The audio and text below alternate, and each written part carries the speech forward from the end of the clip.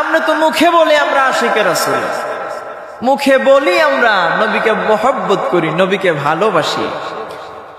আমার ভাইরা, নবীর প্রেমের দরকার আছে না নাই?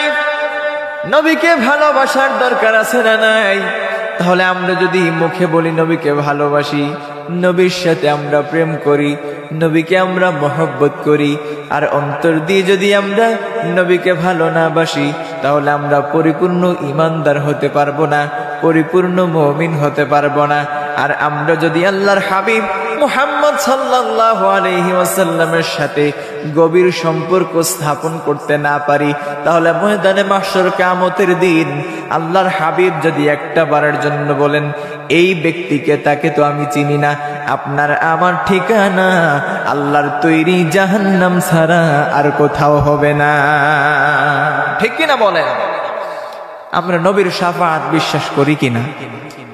জোরে বলতে হবে, বিশ্বাস করি কিনা? নবী আমার জন্য, আপনার জন্য, আমাদের জন্য শাফাআত করবেন, এটা আমরা বিশ্বাস করি।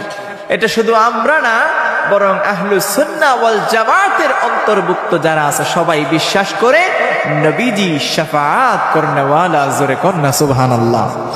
আর জোরে বলি আল্লাহু আকবার। এবার জোরে বলি ইয়া রাসূলুল্লাহ। আর মহব্বতে করি ইয়া হাবিবাল্লাহ।